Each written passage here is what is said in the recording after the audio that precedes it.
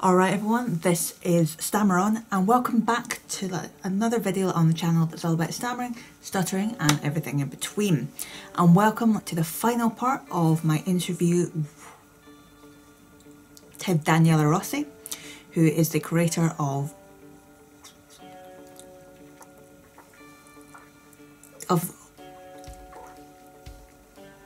Stuttering is Cool. And I'm gonna get straight back into the conversation now. However, don't forget to leave a like, leave a comment if there's anything that you would like to talk about, and also hit that subscribe button if you want to see more from me in the future. Okay, let's get into it. I wanted to kind of talk about as well in the last year. And actually, not even the last year, the last few months, you've launched a couple of extra little things as well. You have a video that's just come out, and a board game. Yeah. And a board game, yeah. I just won't stop creating. I just gotta create. I love creating. So, so the board game, Frankie Benki board game. So I also create Frankie Benki comics in French for the Association Bégaiement Communication. So fun fact, Canada has two official languages, English and French. So in Quebec, the province of Quebec, where Montreal is located, and beautiful Quebec City. So there's a stuttering association, Association Bégaiement Communication, which actually literally translates to association, stuttering communication association, kind of like that. So it's a pretty cool name. So I create comics for their newsletter. And they also funded the translation for my book. So they sell my book in French. So yay. So every so often I like to create a game, something really creative instead of just, a comic. Because a lot of times it's hard to come up with a comic about stuttering, something funny about stuttering. So I like to, let's try creating a board game. So I create a board game. And because board games are usually, this large, but, a newsletter is a sheet of paper. I say, well, everything is going to be tiny. So I thought, okay, well, I'll just create it and then I'll just add a link to download the paper version so you can print it on and play, and then use your creativity to use your webcam and figure out how to play it online, because we're in a pandemic. And then I thought, hey, I should translate this into English and post it as a holiday gift. And then once again, feedback came back from SLP saying, wow, this would be perfect for an SLP room, because in it I have stuttering jokes, things like, move back 2 spaces because you switched your words, or move ahead because you stuttered but you maintained eye contact. It's kind of like that. So and then you can go to frankiebenki.com and you can find the board game there if anyone's interested right now. Then the other thing that you participated in, thank you very much, was something I've been looking forward to. I've been thinking, actually since last year, I got to do something for the 10th anniversary of the King's Speech. I thought for sure it's going to, it'll be making people would talk about it, but it didn't, I guess, pandemic. I haven't heard anything. So I thought, so I made a parody. I started dabbling in creating cartoons, even though it's more of a whiteboard animation, but still cartoon. And so it's a parody of the King's Speech, but more precisely the radio speech scene at the end. But instead of encouraging people, hey, we're going to march right into war, so let's all be positive, it's more a call to, more of an encouragement to, stutter openly and spread stuttering awareness, because you can do it for the children. You can, this is more for the future, not just, if you want the change that you've always wanted, you got to do it. You're the one that has to do it. Now, you don't have to stutter openly, because you can still use your speech tools. You just got to tell people that you stutter, have those conversations. It can be scary, but long story short, it does help. It does help, because what I've learned, and once you just tell people, oh yeah, I just stutter, usually open, and I'm sure you've come across this situation, it opens up a conversation about stuttering, what it is, what it isn't. Oh, I know someone who stuttered in my my family, this and this, and you can just say, yeah, just, you know, please, you know, don't finish my sentences or whatever, and then everything works out. Yeah, I've always considered, once you disclose the stutter, you're almost kind of taking power back from the stutter. Because if you're hiding it, like, I guess this is where the kind of tiger analogy comes in really well, because if you're trying to hide from your stutter and if you're trying to avoid your stutter, then of course it's just going to ramp up and then pounce. However, like, if you're facing it head on and you're saying, like, I know you're there, however, I'm still going to say what I want, and like, then you're kind of taking that control back, like, to a certain extent. Like, and that doesn't mean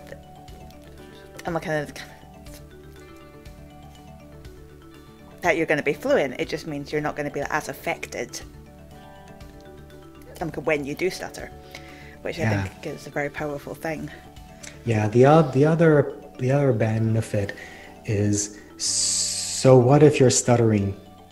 You're giving off the impression that, oh, you're confident enough to stutter openly, because in their minds, in the fluent, because they're usually like in terms of you know, say giving a public speech, for example, or a presentation, they all say, oh, I'm really scared about doing that. But here is someone who stutters giving a presentation to the chair, to the members of the board, or, you know, whatever it is. So they're thinking the same thing. Wow, I could never walk around in life like that. I don't think I can. Wow, but they're doing it. Wow, that's awesome.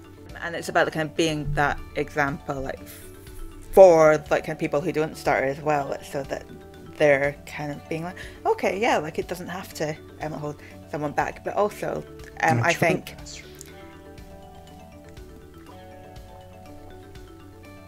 but also, like, as well, I think if you're like a person who stutters who's not ready to take that step yet, like, seeing someone else who stutters who is up there and going for it, it's very, very powerful.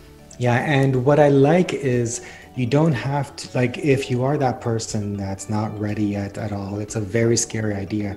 You don't have to suddenly tomorrow give a presentation. Because the way humans work, right? Like, we take small steps out of our comfort zones, and these small little acts of bravery, acts of courage, could even be as simple as telling to yourself out loud, I stutter.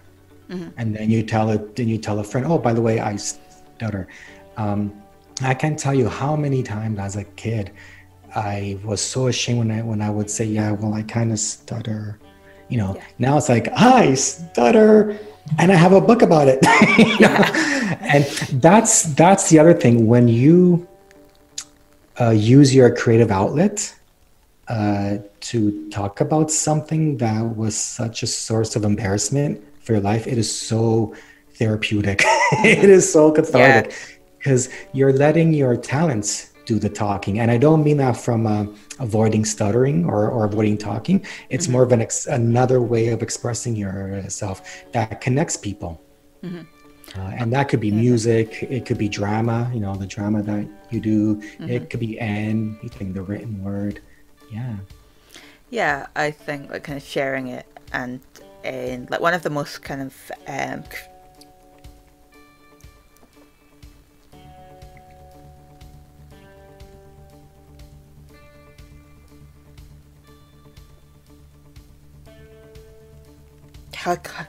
cathartic things I've ever done,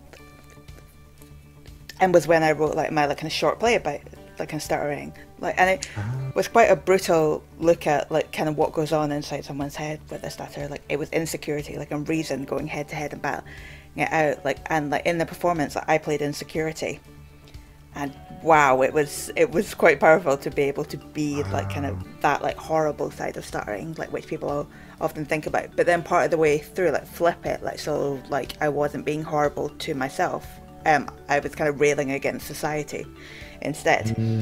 And it was just like writing it and then acting it was really, really cathartic. And like and at the performances I got loads of questions and loads of people coming up and being like, oh, I hadn't thought about that, but like, I have autism and I can see the parallel. Even somebody was like, I've got diabetes, I can see the parallels here, because people think it's not it's not there once you're medicated, but it's always around. And yeah, like so many people being like, oh yeah, I hadn't thought about it, but like I can understand more, and I can see these parallels. And it's amazing once you do open that discussion how willing people are to take part in it. Yeah. And yeah. And I think, like I always say, like, if not us, like, then who's going to start that discussion? Yeah, because we're the only ones that know what it's like to stutter. Just like I know nothing about what it's like to have autism or anywhere on the spectrum. And, you know, I do have a little bit of this goal in the future of featuring other characters with other disabilities, differences, whatever. However, right, I know nothing about them. So it'll be more telling their story through like one of Frankie Banky's, like maybe it's like a collaboration, that kind of stuff. And yeah, because we're the only ones. So therefore, stutter openly, do it. You know, just give it a try. And quick question, has that play been filmed and posted online? Yeah, I posted it on the International Awareness Day on my channel. No way. Okay, yeah, it was our final live performance that we did of it back in May 2019. Yeah, there's so much out there. It's hard to keep track of what's posted. That's not, yeah, which is a big thing. Yeah, which is great. It'd be a problem to have. Yeah, so just to kind of round this off then, like, what do you hope to do next with Stuttering is Cool? Okay, so I mentioned... because you mentioned the collaborations. Yeah, what I hope to do, well, right now, I don't know, I'm stuck. I've been itching for years to create a children's version of my book, but more of a graphic novel, where it's Frankie Banky and ti-ger with their adventures as Frankie Banky learns to accept his stuttering and all that stuff. But I've been stuck for like 2 years on a plot, actually since 2013. But really, I have a plot fleshed out, but nothing, no meat, so to speak. But I'm almost there. And I don't know if I should do one big graphic novel posted, which will take time, or post chapter by chapter online, do it that way, generate more of a sense of a community around Frankie Banky. That's probably what I'm going to do. And, you know, hopefully more cartoons, hopefully more, I really got to stop because I'm one of those creatives who's always creating, who always has projects in his head. So that's my goal. A lot more Frankie Banky in the world. No, I think that's always great. Like, you can never have enough Frankie Banky. I'm glad to hear that. Yeah. And so before we close out this section, is there anything else you want to plug or anything else you want to talk about? Plug stutteringschool.com if you want to learn more about my book, and frankiebanky.com, which is my website, which is a great segue from your question about the future. So my plan is to bring Frankie Banky out into the fluent world for awareness. So hence frankiebanky.com, because I kind of figure, well, I can, but I can't really spread stuttering awareness with a website called Stuttering is Cool. Because how do I talk about, you know, the insecurities and the, you know, the negative feedback, this and this, if no, everything is awesome and cool, right? Yeah. So I thought Frankie Banky is the best way forward. So that became more of like awareness tool for fluents, resources for speech language pathologists. And, or as they say in the UK, speech language therapists. And what else? Yeah, and there's, you know, a one-stop shop for all your Frankie Banky needs, including my store. Love it. Have it, yeah, and all of that will be linked down in the description as well, along with his social media handles. So go and follow everything as well. Thank you. And yeah, thank you very much for joining me. And I'm sure this isn't going to be the last time we'll talk. All right. Love it. High five. But yeah. Okay, and that is it for my conversations with Daniele Rossi. So hopefully I will have many more with him in the future. And because we get on really, really well, and I love talking to him. And look, we met about like kind of 5 years ago, and we've not been able to get rid of each other since. Is this recording? I'll find out.